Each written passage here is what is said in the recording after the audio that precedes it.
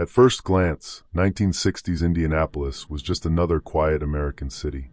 But behind the doors of one modest home, a nightmare was unfolding, one that would become known as one of the most disturbing crimes in U.S. history. This is the story of Sylvia Likens, a 16-year-old girl whose life ended in a way so cruel, it shocked even hardened detectives and left a permanent scar on the nation's conscience. Sylvia and her younger sister Jenny were left in the care of a woman named Gertrude Baniszewski, while their carnival working parents were on the road.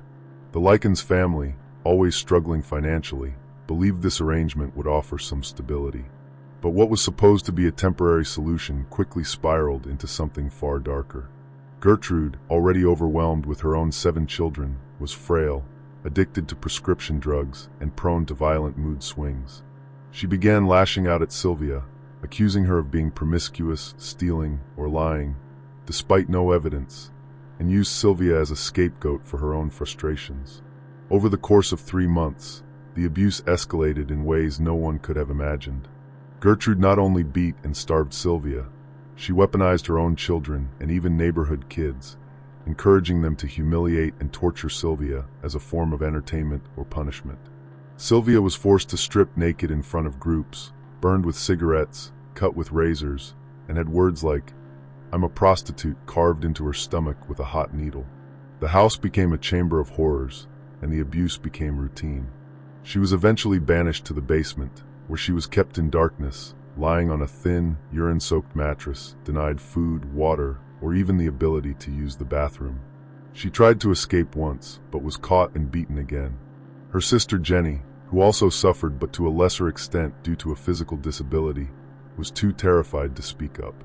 When Sylvia finally died on October 26, 1965, she weighed just 84 pounds.